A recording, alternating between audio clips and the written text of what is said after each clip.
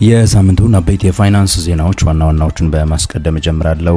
ብሔራዊ ባንክ ባካሄደው የዶላር ጨረታ ዶላር ጭማሪን ስለማሳየቱ የኢትዮጵያው ካፒታል ገበያ ባለስልጣን ኤርሚያስ አመልጋና ጄነሲስ ኢንቨስትመንት ላይ ምርመራን ጀምሬያለሁ ስለማለቱ፣ ሳፋሪኮም ኢትዮጵያ ከ4 ዓመታት በኋላም ቢሆን አሁንም ኪሳራን ስለማስመዝገቡ፣ ኢትዮ ቴሌኮም አዲስ የኦንላይን ገበያ ፕላትፎርም ስራ ስለማስጀመሩ፣ የኮሪያው ኤግዚም ባንክ 871 ሚሊዮን የአሜሪካን ዶላር በላይ በ11 የኢትዮጵያ መሰረተ ልማት ፕሮጀክቶች ላይ ፋይናንስ አደርጋለሁ ስለማለቱና የኢትዮጵያ መንግስት አጠቃላይ የታክስ ገቢ 1 ትሪሊየን ብርን አለፈ ስለመባሉ በዛሬው የንጋት ፖስት አበይት የፋይናንስ ዜናዎች የምነግራችሁ ነው የሚሆነው። የተወደዳችሁና የተከበራችሁ ተመልካቾቼ በየሳምንቱ እሁድ ልክ በ9 ሰዓት የሳምንቱን አበይት የፋይናንስ ዜናዎች ከሮሃ የምንዛሬ ቢሮ ጋራ በመተባበር እናቀርብላችኋለን። የሮሃ የምንዛሬ ቢሮ ማስታወቂያን ደግሞ እስቲ ሰምተን እንመለሳለን። የውጭ ሀገራት ገንዘቦችን መግዛትና መሸጥ እንደ ዘንድሮ ቀሎ አያውቅም ይለናል ሮሃ የምንዛሬ ቢሮ። ለውጭ ሀገር ጉዞ ገንዘብ ቢያስፈልጎት ዶላር ሆነ ዩሮ፣ ሪያል ሆነ ድራም ሁሉም እኛ ጋር አለ። ወደ ኢትዮጵያ በመጡበት መሸጥ ቢያስፈልጎት ይሄው አዋጭ ዋጋ ከመልካም መስተንግዶ ክብሮት ተጠብቆ በሮሃ የምንዛሬ ቢሮች ይጠብቆታል። ሮሃ የምንዛሬ ቢሮ በአዲስ አበባ ሳር ቤት በአዳምስ ፓቪሊየን ግራውንድ ፍሎር ላይ በካዛንቺስ ማህቡባ አፓርትመንት ቢልዲንግ ግራውንድ ፍሎር እንደዚሁም በድሬዳዋ ከተማ በብሎሰም ሆቴል ግቢ ውስጥ እናንተን ደንበኞቹን ለማስተናገድ ይጠብቆታል። ሮሃ የምንዛሬ ቢሮ ታማኝ ኢትዮጵያዊ የምንዛሬ አጋሮ።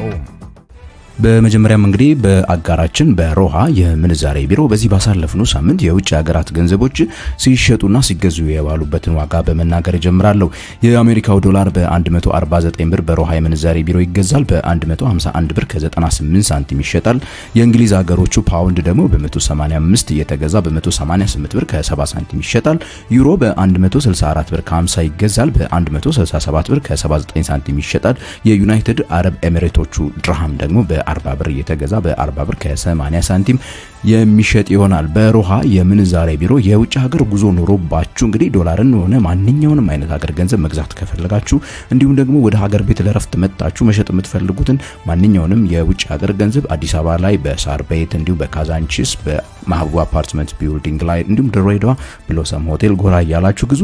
በተለይ ደግሞ የቴሌግራም ቻናላቸውን ከታች አስቀምጥላችኋለሁና ሊንኩን ጆይን ያላችሁ ቤተሰብ ሆኗቸው ዋጋዎችን በየቀኑ ያወጣሉ ተመለከታላችሁ። በተያያዘ ዜና በየ15 ቀኑ የኢትዮጵያው ብሔራዊ ባንክ የሚያካሂደው የውጭ ምንዛሬ ሽያጭ ጨረታ በዚህ ባሳለፍነው ሳምንትም የተካሄደ ሲሆን በአጠቃላይ 16 የንግድ ባንኮች ጨረታውን በማሸነፍ የውጭ ምንዛሬን እንዳገኙ ሰምተናል። ብሔራዊ ባንኩ አንዱን የአሜሪካ ዶላር በ132 ብር ከ96 ሳንቲም በአማካይ የሸጠ ሲሆን ይህም ዋጋ ከቀደመው ጨረታ ማርች መጨረሻ ላይ ተካሂዶ ከነበረው 1 ዶላር በ131 ብር ከ70 ሳንቲም ከተሸጠበት መጠነኛ ጭማሪን ስለማሳየቱ ተመልክተናል።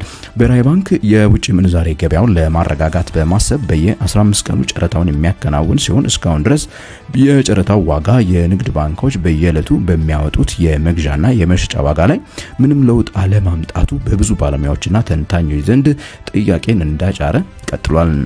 በሌላ ዜና የኢትዮጵያ ካፒታል ገበያ ባለስልጣን መልካም ፍቃድ ሳይታከልበት ማንንም አካል በኢትዮጵያ ውስጥ ከህዝብ ካፒታል ማሰባሰብ ወንጀል ስለመሆኑ ከተሰማ የቆየ ቢሆንም ሰሞኑን በኢትዮጵያ ቢዝነስ ውስጥ ላለፉት 10 ዓመታት በአነጋጋሪነታቸው የቀጠሉት አቶ ኤርሚያስ አመልጋ ይህንን ጥሰው ተገኝተዋል ተብሏል። በዚሁ መሰረት የኢትዮጵያ ካፒታል ገበያ ባለስልጣን አቶ ኤርሚያስ አመልጋ ላይ እና ጄነሲስ ኢንቨስትመንት ብለው በሚጠሩት የንግድ እንቅስቃሴያቸው ላይ ምርመራን ስለመጀመሩ ሰምተናል።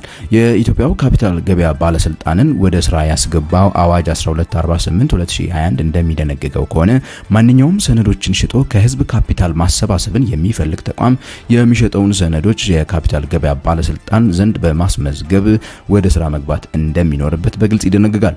አቶ ኤርሚያስና ጄነሲስ ኢንቨስትመንት በህገወጥ መንገድ ያሰባሰቡ ስላሉት ካፒታል በቀረበባቸው ቅሬታ መሰረት ባለስልጣን መስሪያ ቤቱ ምርመራን ጀምሯል። ኤርሚያስ አመልጋ ከዚህ ቀደም ከዘመን ባንክ እንዲሁም አክሰስ ሪል ስቴት ጋር ተያይዞ ስማቸው በቢዝነሱ ዓለም ሲነሳ እንደነበረ ይታወሳል። በሌላ ዜና ሳፋሪኮም ኢትዮጵያ ባሳለፍነው ሚያዝያ ወር በተጠናቀቀው የተቋሙ በጀት ዓመት በኢትዮጵያ የ270% የገቢ እድገት ስለማስመዝገቡ ተሰምቷል።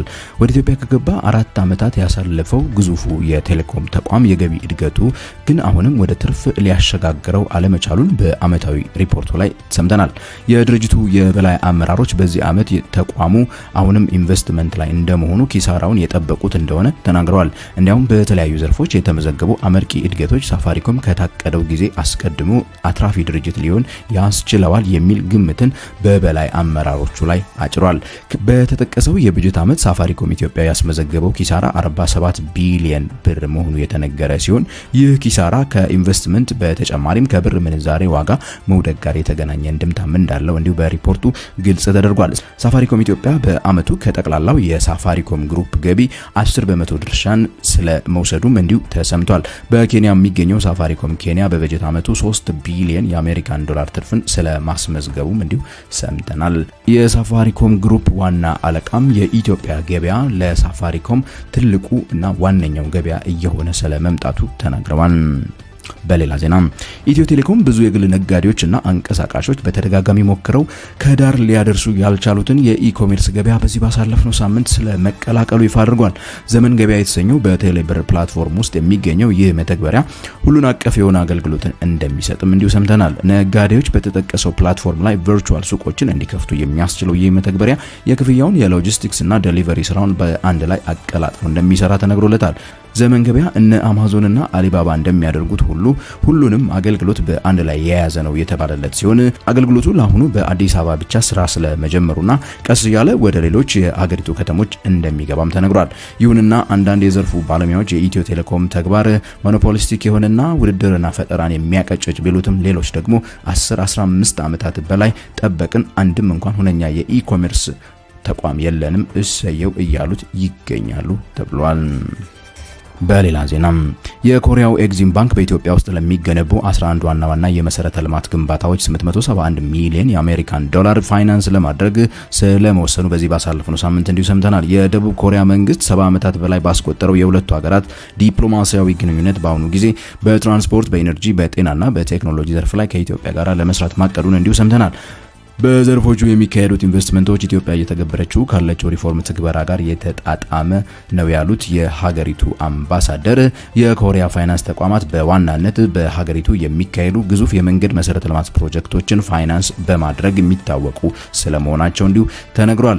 ከአዲስ አበባ ተነስቶ ጅቡቲ በሚዘረጋው ፈጣን መንገድ ግንባታ ላይ ዋነኛ ተዋናዮች እንደሚሆኑ የኮሪያ ተቋማት የተገለጸ ሲሆን ከአዳማ ጀምሮ እስከ ድሬዳዋ በ3 ሎት ተከፍሎ አዳማ አዋሽ፣ አዋሽ ሚኤሶና ሚኤሶ ድሬዳዋ በመባል የሚገነባው ፈጣን የክፍያ መንገድ ላይ የኮሪያ ፋይናንስ ተቋማት ዋነኛ ተዋናዮች ሆነው ብቅ ስለማለታቸውም እንዲሁ ሰምተናል።